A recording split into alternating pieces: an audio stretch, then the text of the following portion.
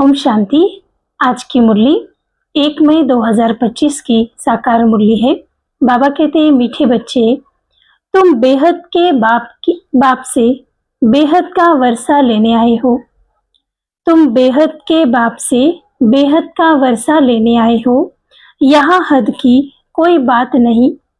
तुम बड़े उमंग से बाप को याद करो तो पुरानी दुनिया भूल जाएगी। आज की मुरली का प्रश्न है, कौन सी एक बात तुम्हें बार बार अपने से घोट कर पक्की करनी चाहिए? उत्तर में बाबा कहते, हम आत्मा हैं, हम परमात्मा बाप से वर्षा ले रहे हैं। आत्माएं हैं बच्चे, परमात्मा है बाप। अभी बच्चे और बाप का मेला लगा हुआ है। यह बात बार बार घोट घोट कर पक्की करो। जितना आत्म अभिमानी बनते जाएंगे, देह अभिमान मिट जाएगा। आज की मुरली से गीत है, जो पिया के साथ है। ओम शांति। बच्चे जानते हैं कि हम बाप के साथ बैठे हुए हैं। यह है बड़े ते बड़ा बाबा, सबका बाबा है। बाबा आया हुआ है। बाप से क्या मिलता है, यह तो सवाल ही नहीं उठता। बाप से मिलता ही है वर्षा। यह है सबका बेहद का बाप, जिससे बेहद का सुख, बेहद की प्रॉपर्टी मिलती है। वह है हद की मिल्कियत। कोई के पास 1000, कोई के पास 5000 होगी, कोई के पास 10,000, 10, 20, 50 करोड़, अरब होंगे। अब वह तो सब है लौकिक बाबाई और हद के बच्चे। यहाँ तुम समझते हो कि हम बेहद के बाप पास आए हैं, बेहद की प्रॉपर्टी लेने। दिल में आश तो रहती है ना, सिवाय स्कूल के और सत्संग आदि में कोई आश नहीं रहती। कहेंगे शांति मिले, वह तो मिल नहीं सकती। यहाँ तुम बच्चे समझते हो, हम आए हैं विश्व नई दुनिया का मालिक बनने, नहीं तो यहाँ क्यों आए? बच्चे कितनी वृद्धि को पाते रहते हैं। कहते हैं, बाबा हम तो विश्व का मालिक बनने आए हैं, हद की तो कोई बात ही नहीं है। बाबा आपसे हम बेहद स्वर्ग का वर्षा लेने आए हैं। कल्प कल्प हम बाप से वर्षा लेते हैं, फिर माया बिल्ली छीन लेती है। इसीलिए इसको हार जीत का खेल कहा जाता है। बाप बैठ बच्चों को समझाते हैं। बच्चे भी नंबरवार समझते हैं। यह कोई साधु संत नहीं है। जैसे तुमको कपड़े पड़े हैं, वैसे इनको, बाबा कहते, इनको भी वैसे पड़े हैं। यह तो बाबा है ना। कोई पूछेंगे किसके पास जाते हो? कहेंगे हम बाप दादा के पास जाते हैं। यह तो फैमिली हो गई। क्यों जाते, क्या लेने जाते? यह तो और कोई समझ न सके, कह न सके कि हम बाप दादा के पास जाते हैं। वर्षा तो उनसे मिलता है, दादी की प्रॉपर्टी के सब हकदार है। शिव बाबा के अविनाशी बच्चे आत्माएं तो हो। बाबा कहते, शिव बाबा के अविनाशी बच्चे हम आत्माएं तो है ही, फिर प्रजापिता ब्रह्मा के बनने से उनके पौत्र पोत्रियां हो। अभी तुम जानते हो हम आत्मा हैं, यह तो बहुत पक्का घोटना चाहिए। हम आत्माएं परमात्मा बाप से वर्षा लेते हैं। शिव बाबा आकर हम आत्माओं को वर्षा देते हैं। हम आत्माएं बाप से आकर मिले हैं। आगे तो शरीर का भान था, फलाना फलाने नाम वाले प्रॉपर्टी लेते हैं। अभी तो ये आत्माएं परमात्मा से वर्षा लेते हैं। आत्माएं हैं बच्चे, परमात्मा है बाप। बच्चे और बाप का बहुत समय के बाद मेला लगता है। हर 5000 वर्ष के बाद आत्मा और परमात्मा का मिलन होता है। तो बाबा कहते, इसे ही मेला भी कहा जाता है। एक ही बार भक्ति मार्ग में फिर अनेक आर्टिफिशियल मेले लगते रहते हैं। यह है सबसे वंडरफुल मेला। आत्माएं परमात्मा अलग रहे बहुकाल। कौन? तुम आत्माएं। यह भी तुम समझते हो, हम आत्माएं अपने स्वीट साइलेंस होम में रहने वाली है। अभी यहाँ पार्ट बजाते बजाते थक गए तो सन्यासी गुरु आदि के पास जाकर शांति मांगते हैं। समझते हैं वह तो घर बार छोड़ जंगल में जाते हैं, उनसे शांति मिलेगी, परंतु ऐसे है नहीं। बाबा कहते अभी तो सभी शहर में आ गए हैं, सारे साधु संत अभी वन में नहीं रहते, लेकिन बाबा कहते अभी तो साधु सन्यासी भी शहर में आकर रहते हैं। जंगल में गुफाएं तो खाली पड़ी है, गुरु बनकर बैठे हैं। नहीं तो उन्हों को निवृत्ति मार्ग का ज्ञान दे पवित्रता सिखलानी है। आजकल तो देखो शादियां कराते रहते हैं।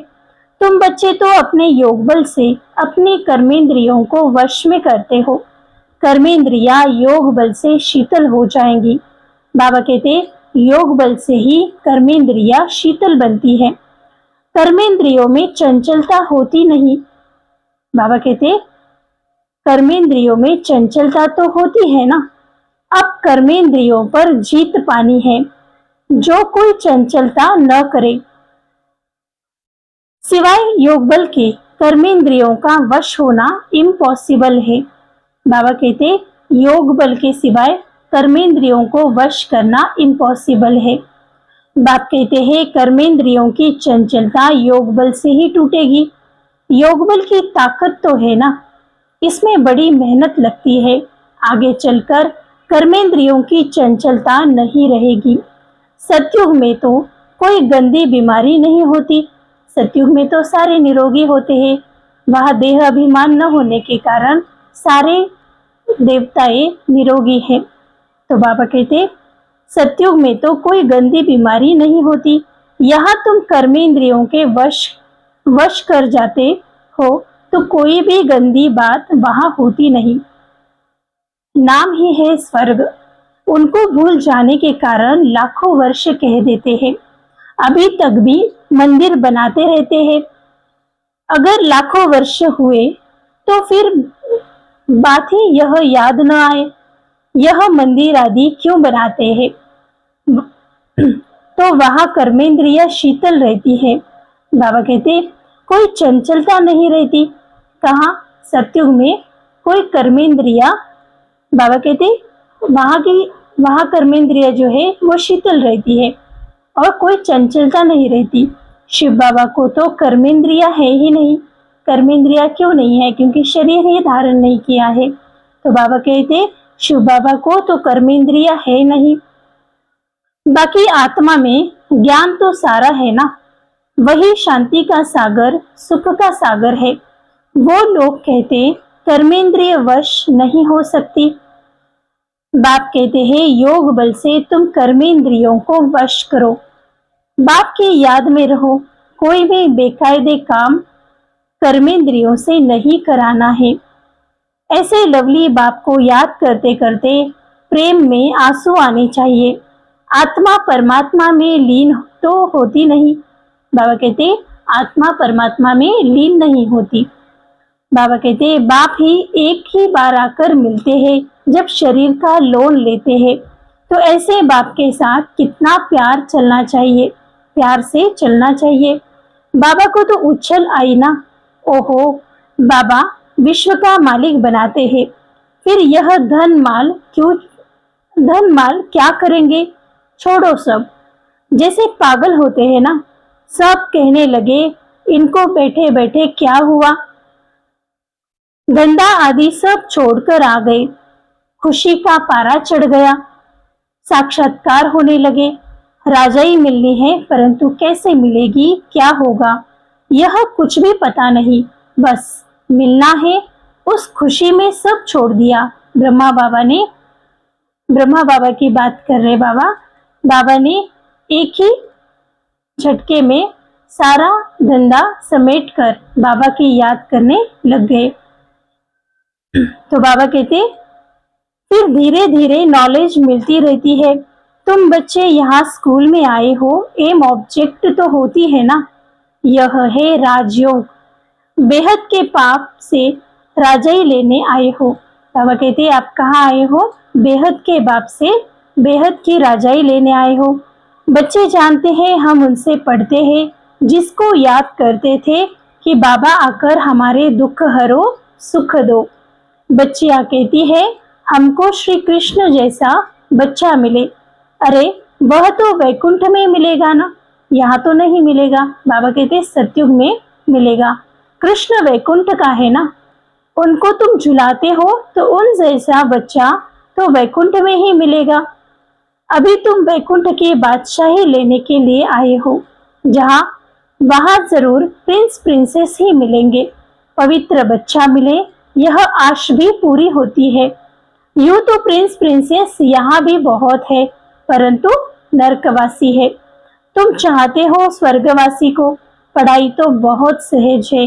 बाप कहते हैं तुमने बहुत भक्ति की है, धक्के खाए हैं। तुम कितना खुशी से तीर्थों आदि पर जाते हो, अमरनाथ पर जाते हैं। समझते हैं शंकर पार्वती को, शंकर ने पार्वती को अमर कथा सुनाई। अमरनाथ की सच्ची कथा तुम अभी सुनते हो। यह तो बाप बैठ तुमको सुनाते हैं। तुम आए हो बाप के पास। जानते हो यह भाग्यशाली रथ है, ब्रह्मा है भाग्यशाली रथ। इनसे यह लोन पर लिया है। हम शिव बाबा के पास जाते हैं, उनकी ही श्रीमत पर चलेंगे। कुछ भी पूछना हो तो बाबा से पूछ सकते हो। कहते हैं बाबा हम बोल नहीं सकते, यह तो तुम पुरुषार्थ करो, इसमें बाबा क्या कर सकते हैं। बाप तुम बच्चों को श्रेष्ठ बनने का सहज रास्ता बताते हैं। एक तो कर्मेंद्रियों के वश करो, कर्मेंद्रियों को अपने वश करो, और दूसरा दैवी गुणों को धारण करो। कोई गुस्सा आदि करे तो सुनो नहीं, एक कान से सुन दूसरे से निकाल दो। जो इविल बात पसंद न आए उसे सुनो ही नहीं। देखो पति क्रोध करता है, मारता है, तो क्या करना चाहिए? जब देखो पति गुस्सा करते हैं तो उन पर फूल बरसाओ, हंसते रहो। युक्तियां तो बहुत है, कामेशु क्रोधेशु होते हैं ना। अबलाएं पुकारती है, एक द्रौपदी नहीं है, सब है। अब बाप कहते हैं नंगन होने से बचाओ, बचाने। बाप आए हैं नंगन होने से बचाने। बाप कहते हैं इस मृत्यु लोक में यह तुम्हारा अंतिम जन्म है। हम तुम बच्चों को शांति धाम ले जाने आया हूँ। बाबा कहते वहां पतित आत्मा तो जा न सके, इसीलिए मैं आकर सबको पावन बनाता हूँ। जिसको जो पाठ मिला हुआ है वह पूरा कर। सब अब सबको वापिस जाना है। सारे झाड़ का राज अभी बुद्धि में है। बाबा कहते सारी सृष्टि की नॉलेज अभी तुम्हारी बुद्धि में है, बाकी झाड़ के पत्ते थोड़ी कोई गिनती कर सकते हैं। तो बाप भी मूल बात समझाते हैं, बीज और झाड़। बाकी मनुष्य तो ढेर है, एक एक के अंदर को थोड़े बैठ जानेंगे। मनुष्य समझते हैं भगवान तो अंतर्यामी है, हर एक के अंदर की बात को जानते हैं। यह सब है अंधश्रद्धा। बाप कहते हैं तुम हमको बुलाते हो कि आकर हमको पतित से पावन बनाओ, राजयोग सिखाओ। अभी तुम राजयोग सीख रहे हो। बाबा कहते हैं अभी तुम राजयोग सीख रहे हो। बाप कहते हैं मुझे याद करो।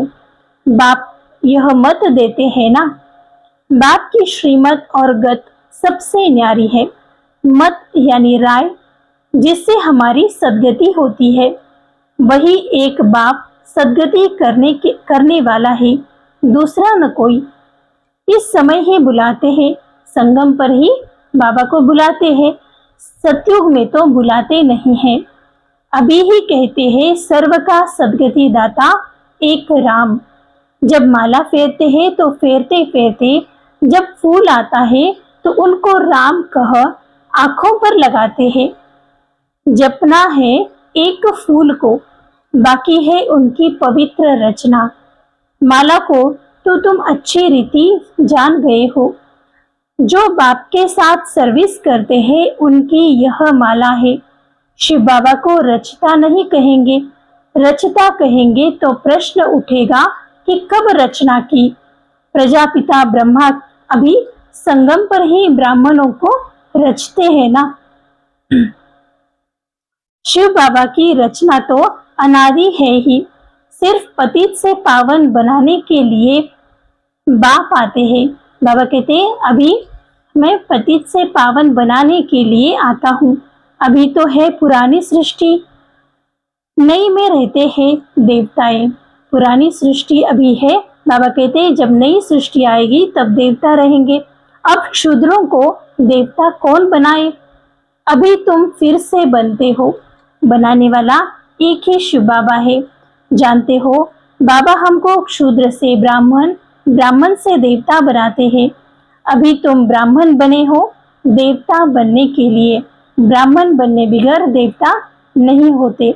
तो बाबा कहते मनुष्य सृष्टि रचने वाला हो गया ब्रह्मा, जो मनुष्य सृष्टि का हेड है। ब्रह्मा है इस मनुष्य सृष्टि को रचने वाला हेड। बाकी आत्माओं का अविनाशी बाप शिव तो है। यह सब नई बातें तुम सुनते हो। जो बुद्धिमान है वह अच्छी रीति धारण करते हैं। आहिस्ते आहिस्ते तुम्हारी भी वृद्धि होती जाएगी। अभी तुम बच्चों को स्मृति आई है हम असल में देवता थे, फिर 84 जन्म कैसे लेते हैं सब राज तुम जानते हो। जास्ती बातों में जाने की दरकार नहीं है। बाबा कहते बाप से पूरा वर्षा लेने के लिए मुख्य बात कहते हैं। बाबा कहते एक तो मुझे याद करो, दूसरा पवित्र बनो, स्वदर्शन चक्रधारी बनो और बाप समान बनाओ। कितना सहज है, सिर्फ याद ठहरती नहीं है। नॉलेज तो बड़ी सहज है। अभी पुरानी दुनिया खत्म होनी है, फिर सतयुग में नई दुनिया में देवी देवताएं राज्य करेंगे। इस दुनिया में पुराने ते पुराने यह देवताओं के चित्र है। इन्हों के महल आदि है। तुम कहेंगे पुराने ते पुराने हम विश्व के महाराजा महारानी थे। शरीर तो खत्म हो जाते हैं, बाकी चित्र बनाते रहते हैं। अभी यह थोड़ी किसी को पता है कि यह लक्ष्मी नारायण जो राज्य करते थे वह कहाँ गए। यह बात किसी को पता नहीं। राजाई कैसे ली। बिरला इतने मंदिर बनाते हैं परंतु जानते नहीं। बाबा कहते पैसे मिलते जाते हैं और मंदिर बनाते रहते हैं। समझते हैं कि यह देवताओं की ही कृपा है। एक शिव की पूजा है अव्यभिचारी भक्ति। ज्ञान देने वाला तो ज्ञान सागर एक ही है, बाकी है भक्ति मार्ग। ज्ञान से आधा कल्प सद्गति होती है, फिर भक्ति की दरकरार ही नहीं रहती। ज्ञान भक्ति वैराग्य। बाबा कहते ज्ञान भक्ति और वैराग्य। अब भक्ति से पुरानी दुनिया का वैराग्य होता है। पुरानी अब खत्म होनी है। जो पुरानी दुनिया है अभी वह खत्म होनी है। इसमें आसक्ति क्या रखे। अब तो नाटक पूरा होता है। हम जाते हैं घर, शांति धाम जाते हैं, वह खुशी रहती है। कई समझते हैं कि मोक्ष तो अच्छा है, फिर आएंगे नहीं। आत्मा बुदबुदा है जो सागर में मिल जाता है। यह सब गपोड़े है। बाबा कहते एक्टर को तो एक्ट करना है जरूर। जो घर बैठ गए वह कोई एक्टर थोड़ी हुआ। मोक्ष होता नहीं। बाबा कहते यह ड्रामा अनादि बना हुआ है। यहाँ तुमको कितनी नॉलेज मिलती है। तुम्हारा पाठ ही है बाप से ज्ञान लेने का और वर्षा पाने का। बाबा कहते आपका पाठ ही है बाबा से ज्ञान लेना और वर्षा पाना। तुम ड्रामा में बंधायमान हो। पुरुषार्थ जरूर करेंगे, ऐसे नहीं कि ड्रामा में होगा तो मिलेगा फिर तो बैठ जाओ। लेकिन कर्म बिगर कोई रह नहीं सकता। बाबा कहते ऐसे ही बैठेंगे। तो बाबा कहते कि कोई कर्म किए बिना रह नहीं सकता।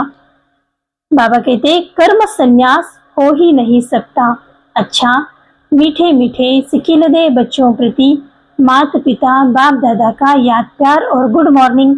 रूहानी बाप की रूहानी बच्चों को नमस्ते।